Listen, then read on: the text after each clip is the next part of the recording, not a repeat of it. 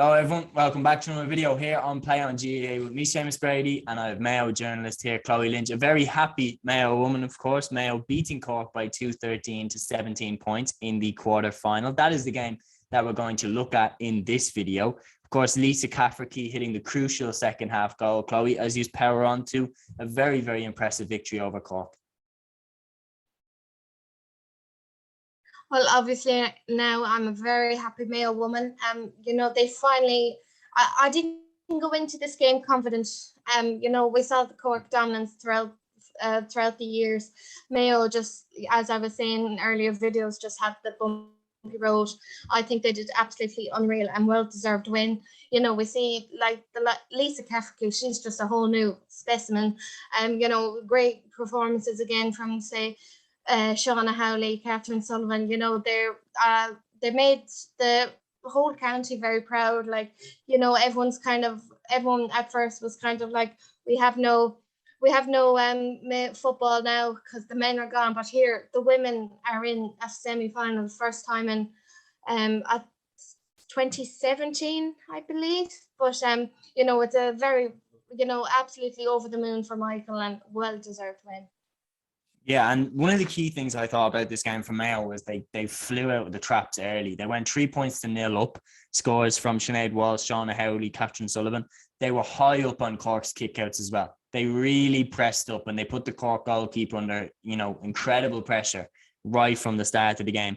And in that 10th minute, they had struck goal already. They'd struck goal already. Ciara White hit a beautiful pass into Sinead Walsh, who struck it into the bottom corner. It was 1-5 to 2 points. Cork stayed strong going forward throughout. I mean, key for them again. Ciara O'Sullivan was fantastic in the forward line. Ciara O'Sullivan as well from centre forward. Orla Finn played pretty well as well. But then, of course, the key moment again, late in the second half, a kick-out mistake by Cork, which is mentioned about how Mayo pushed up on the Cork kick-out. A mistake by the Cork goalkeeper from a kick-out results in that Lisa Cafferkey goal, making it 2-12 to 13 points. And Cork never came back from that.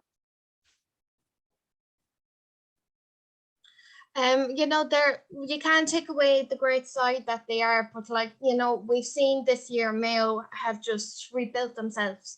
All the young ones coming in combined with the veterans. When you look throughout say a few years ago compared to now, it's evolved brilliant. We have absolutely amazing girls on that panel, and they're even National Therapy in goals, she's only, I believe, 23, 24. And she did another brilliant performance. And the likes of the veterans, Fiona McHale, Sullivan, the two Cafferkeys, and they did very well. And Cork just didn't, I think, even for any team, once obviously when you get those two goals, obviously you're going to be a bit rattled, and Cork just didn't have it in them to get it back, to answer back. When you just look at the Cork team in general, where would they have been without O'Sullivan? As I was saying, and the other one's only slotting over the points. That's not going to help you get to an All-Ireland semi-final. I'm very proud of all of them, the ladies, but Mayo just had that eager, and they just had that little fight towards the end. And it would be interesting now to see what would have happened if they didn't get those two goals. But they did, Mayo just had more eagerness, and as we mentioned, the likes of the both Cafferkeys, Catherine Sullivan, they're just Ciara White, they're just absolutely unbelievable.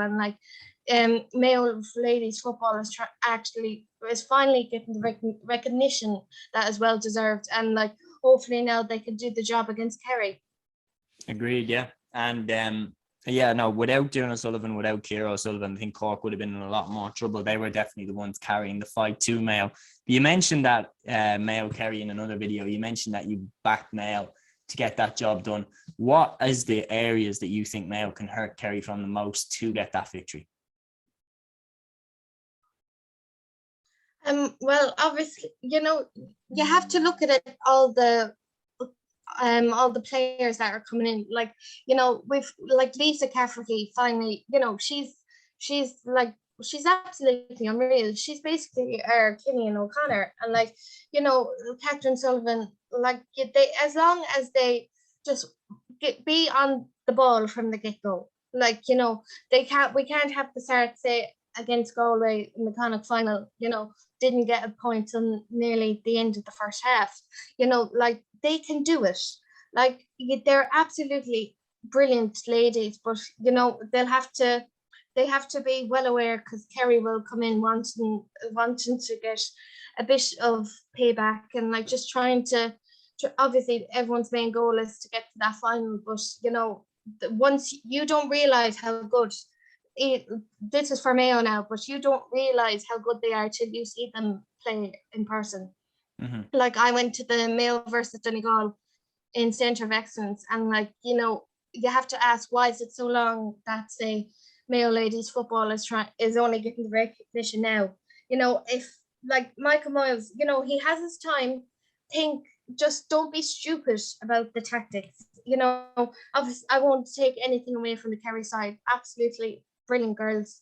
You know, they did absolutely unbelievable against Armagh. You know, both respective counties, you know, they deserved their spot in the semi-final. But you know, going from Mayo, when you look through, not being biased now, but when you look through Mayo's whole year, you know, you can't see why they can't do it. But you know, it'll be the fight of their lives, and probably the biggest test to date. But you know, if they go in with the right mentality, you know, I think Mayo could just get it by maximum 2-3. Yeah, I think it's going to be very, very tight either way. I think Louise Murhertig is capable of putting up another huge tally if Mayo don't have a plan for her, and a plan to stop quality ball going into her. First of all, don't let her get quality passes in, and then somebody like a Mikey Butler on Tony Kelly, like, you know, Thomas Sullivan on Cormac Costello, just sticking to them like glue. Don't let them get out of your sight for a second. But yeah, Mayo, fantastic victory over a Cork side that I actually would have put down as, I mean, dark horses for the All-Ireland. I think Shane Ronayne, very astute coach there, as the Cork boss.